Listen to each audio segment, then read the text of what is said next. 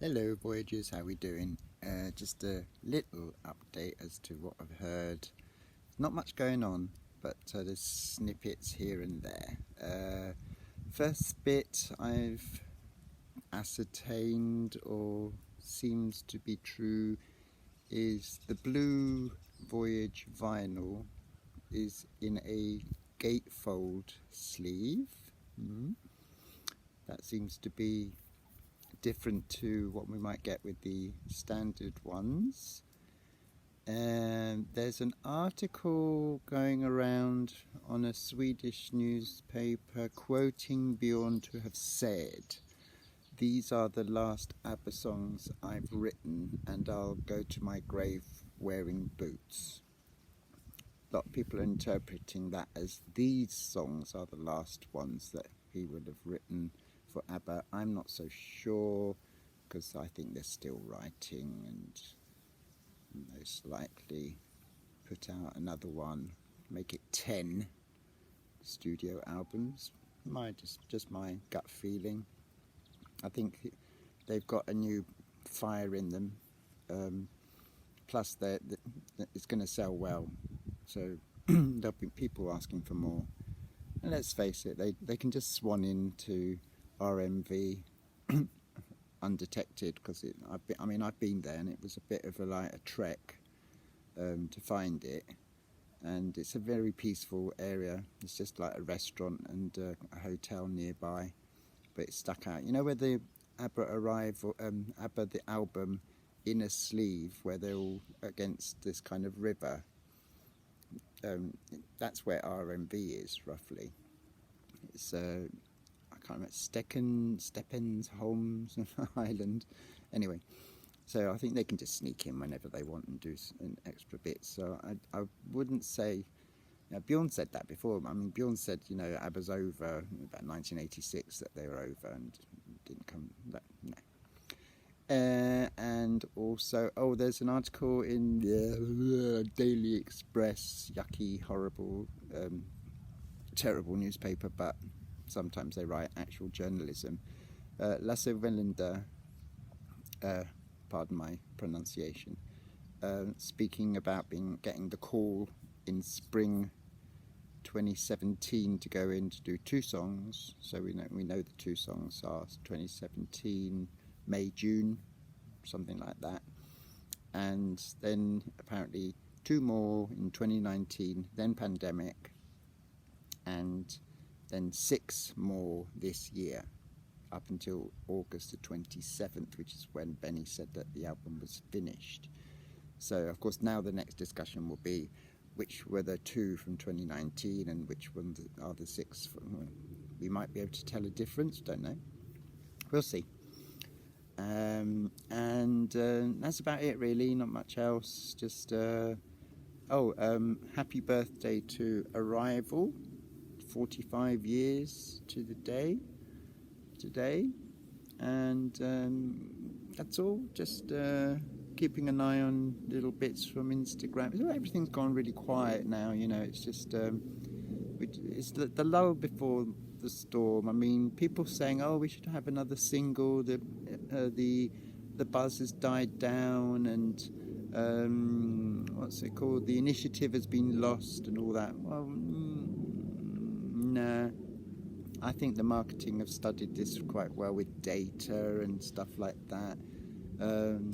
We know that Adele has sort of put her album later, so we don't have to worry about her until week 2 or 3 of the release of Voyage. The only one to worry a little bit about is Ed Sheeran, but he's in the end of October, so there is a little gap where ABBA could bump in at number 1. I'm talking about UK again.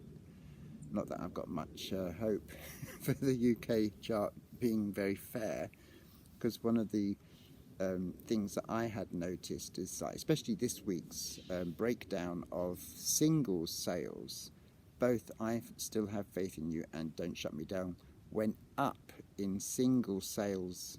They went up 1 place in the overall single. You're talking about vinyl, download, and CD single, physical sales, their sales went up a little bit to take them up 1 point, and yet in the overall single sale, down to number 74 for Don't Shut Me Down and I Still Have Faith in You, completely gone. So I'm still can't get my head around the way that they do this, but it seems like we have to resign ourselves to the fact that streaming now, for some ridiculous reason, factors in where, I mean, I looked at streaming, and the top 200 on Spotify, it's mainly 20 to 30 artists, squeezing everybody else out.